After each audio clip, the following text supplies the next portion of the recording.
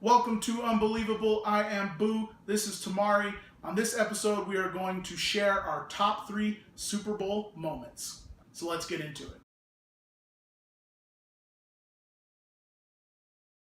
Alright guys, so today me and Tamari are going to be talking about our top 3 Super Bowl memories, and we're going to limit it to the Super Bowls we've seen.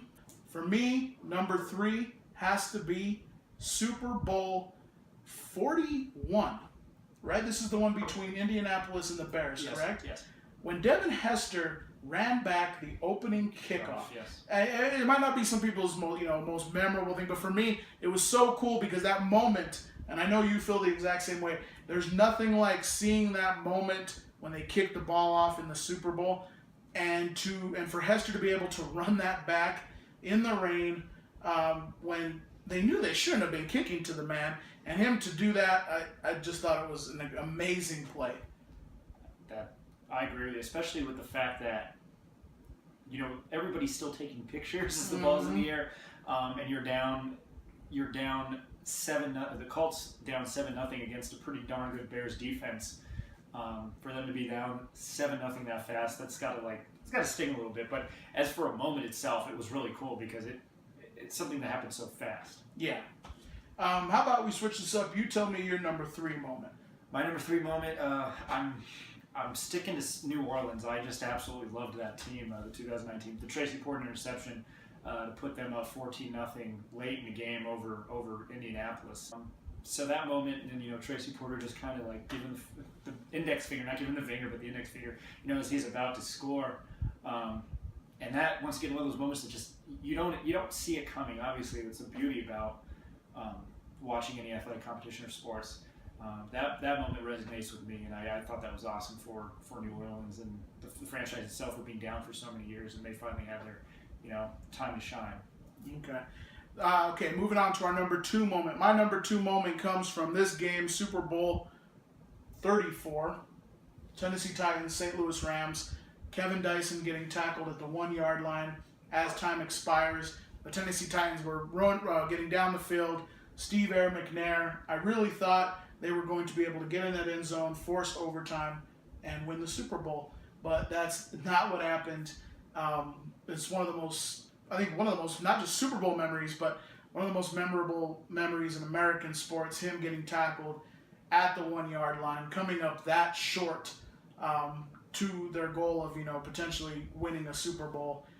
No one's, it was just... as a Titans fan, I'm a Titans fan. That was the moment I actually became a Titans fan, when they lost that Super Bowl. I said to myself, hey, I'm going to continue to follow this team until we win a Super Bowl.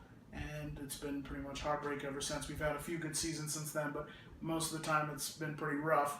And I always look back to that moment, though, so it has some bittersweet for me. The bitter, of course, being they lost, but then the sweet being I might not be a Tennessee Titans fan if it wasn't for that moment in Super Bowl 34. And that means a lot to me. Well, that game was a very unexpected game. You had St. Louis and then pretty much newly relocated Houston Oilers with the Tennessee Titans. It was a very odd pairing in the Super Bowl, and a lot of people might not know that St. Louis was up 16-0 in the third quarter, and Tennessee rallied to make it a game. But that moment is painful for. I mean, you don't even have to be a fan. It's gut checking because you come up 1 yard short. Yeah. Your number 2 moment. Being a bit of a homer again, it is the New York Giants, and it's not what you think it is. It's essentially all of Super Bowl 42, and I know that people are like, you're a Giants fan. Yes, I know I'm a Giants fan. I have a freaking tattoo. It's not the catch in either game, Super Bowl 42, not Mario Manningham, and 4 years later in Super Bowl 46. It is the entire game of Tom Brady being put on his butt. They knocked him around. Yeah, they knocked him around big time. I was telling this to people the other day that with the 2015 AFC Championship game, and how Brady had been just getting hit and knocked down. They'd never seen that. And I was trying to make the argument, me being the nerd I am and loving the history of the NFL.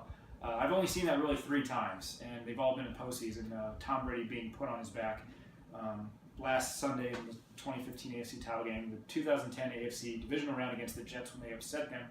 And that year, Brady, he was the MVP. He'd only thrown 4 interceptions in that regular season. And then Super Bowl 42 with them Tom Brady just constantly, they didn't even put an extra tight end in there with the rotation of those New York Giants defensive ends, O.C. Umenyiora, Justin Tuck, Barry Cofield, Dave Toffis, and of course, Michael Strahan.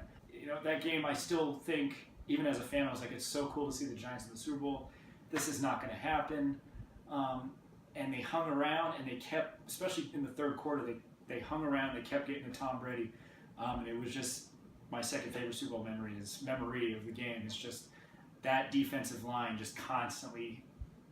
New England didn't respect them enough, but to New England's credit, they did what got them there all year, and they were 18-0. But that just Super Bowl 42 in general, the way the Giants' defensive unit rallied and pressured them to a victory. Yeah. All right, now we move on to our number one moment. My number one moment, Catch 42, Super Bowl 42. That play has had reverberations since then. I mean, that play, again, it took away one of Tom Brady's potential Super Bowl wins.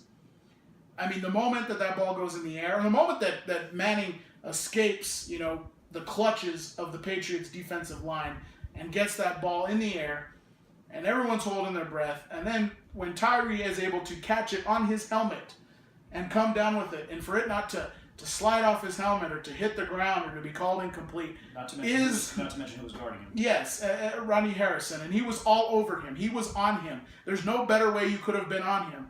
And for him to come down with it and to catch that ball, that, my friends, is what we call a football miracle. I mean, that's a football miracle. In my opinion, it is the craziest play I have ever seen, my eyes have ever witnessed. The moment that play happened, honestly, the touchdown catch by Plexico, I thought, was an afterthought, because the moment that happened, I literally looked at everybody in the room and said, the football gods want the New York Giants to win this game, and they went on to win it.